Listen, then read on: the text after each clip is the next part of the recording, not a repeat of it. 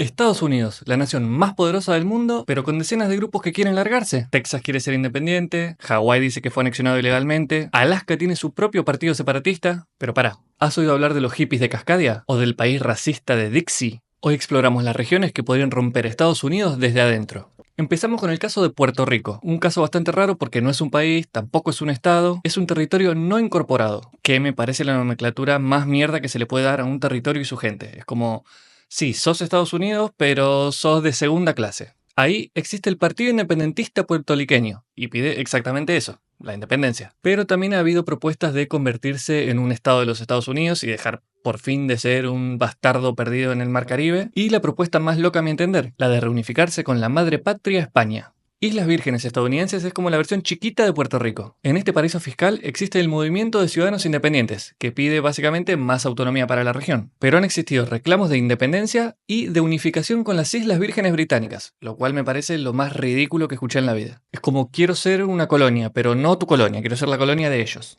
Después tenemos 7 estados que quieren separarse: New England, Alaska, California, Texas, Hawái, Vermont y quizás el más delirante, New Hampshire. En todos hay algún partido político u organización que fomenta la independencia, pero cuyos orígenes son bastante variados. Las repúblicas de Vermont, California y Texas existieron antes de ser parte de los Estados Unidos. Y si bien existen partidos políticos que bogan porque estas 3 repúblicas vuelvan, también existen propuestas de mayor autonomía para los estados y no necesariamente secesión. Caso similar es el de Hawái. Este era un reino hasta 1893, y su movimiento independentista considera el derrocamiento de su última reina, Liliuokalani, como ilegal. En Nueva Inglaterra son una especie de pijos modernos demócratas que creen que son mejores que el resto de Estados Unidos y que por lo tanto merecen el derecho a la autodeterminación. Y en Alaska están un poquito hartos con el tema de las reservas federales. Una cosa medio rara que es algo así: yo soy un estado y tengo este territorio, pero esta otra parte es terreno federal, por lo cual yo no tengo control sobre él. En Alaska esto es bastante notorio porque el 60% de su territorio es terreno federal. El Alaskan Independence Party, con el logo más poco serio del mundo, llevó adelante un referéndum de independencia en 1958. Para terminar con los estados está el raro caso de New Hampshire. Raro porque el estado ni quiere separarse ni tampoco tiene un grupo separatista dentro de él. Lo que pasó fue que en el 2001 se fundó el Free State Project. Este proyecto pretendía reclutar al menos a 20.000 libertarios e instalarse en un estado que tuviera ciertas características y convertirlo en un bastión del liberalismo económico. En 2003, el estado elegido fue efectivamente New Hampshire.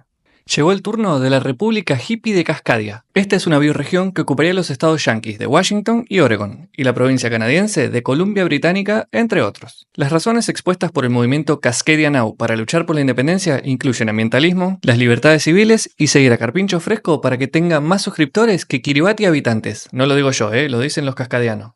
Ahora nos ponemos un poco turbios para hablar de Dixie, un país propuesto que englobaría los antiguos estados confederados de Carolina del Norte y del Sur, Mississippi, Florida, Alabama, Georgia, Luisiana, Texas, Virginia, Arkansas, Tennessee y Kentucky. ¿Pero qué tiene eso de turbio, amigo Carpincho? Buena pregunta. Resulta que este movimiento separatista está respaldado por grupos nacionalistas blancos y supremacistas blancos como por ejemplo el Ku Klux Klan.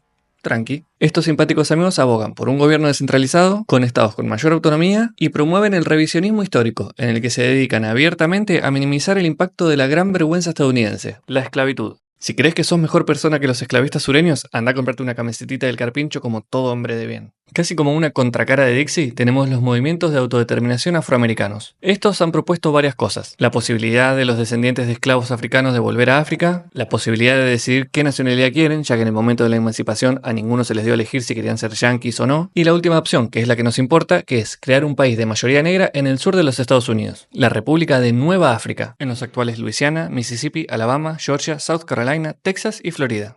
Movimientos como el New Black Panthers Party también exige al gobierno el pago de miles de millones de dólares por los daños sufridos en la esclavitud, las leyes Jim Crow y las formas modernas de racismo. Llegamos al que probablemente sea el tema más complejo del video: los movimientos de autodeterminación de los pueblos amerindios en Estados Unidos. Para empezar, existen cientos de reservas indias dentro de terrenos federales, de esas que hablamos en Alaska, ¿te acordás? Dentro de los límites de la reserva, el gobierno de cada tribu gobierna efectivamente sobre todos sus habitantes, pero el problema son justamente esos límites impuestos, que según las tribus siempre son más pequeñas de lo que las tierras eran ancestralmente. Algunos de los grupos que siguen luchando por los derechos territoriales indios son por ejemplo la Mohawk Warrior Society, las Six Nations y el Lakota Freedom Movement. Respecto del pueblo Lakota, hay una historia que resume cómo los Estados Unidos suele tratar el tema amerindio. En 1816, el gobierno federal le prometió a los Lakota respetar sus tierras ancestrales para siempre. Firmaron un tratado y todo. Pero resultó que para siempre no significaba hasta que encontremos oro. Cosa que pasó poquito después. El gobierno les ofreció $500 millones para poder explotar sus tierras, a lo que los Lakota le respondieron que se podían meter la plata donde no les pegue el sol, porque las tierras ancestrales no se vendían. No vale la pena aclarar que el tratado no se respetó. Entonces llega el 2007 y los Lakotas deciden usar ese mismo documento para probar que las tierras eran legalmente suyas, y solicitaron la creación de la Nación Lakota. A pesar de la evidencia irrefutable, adivina qué dijo el gobierno estadounidense. Desert fue un estadio provisional propuesto en los Estados Unidos en 1849 por los mormones pioneros de Salt Lake City. El estado provisional existió más o menos 2 años y nunca fue reconocido por el gobierno federal de Estados Unidos. El nombre Desert no es de desierto, sino que viene de la palabra abeja. Es una traducción de no sé dónde del Book of Mormon que escribió este delirante Joseph Smith. El estado es respaldado actualmente por grupos como el Desert Nationalists y ocuparía grandes extensiones de Arizona, California, Colorado, Idaho, Nevada, New Mexico, Oregon, Utah y Wyoming.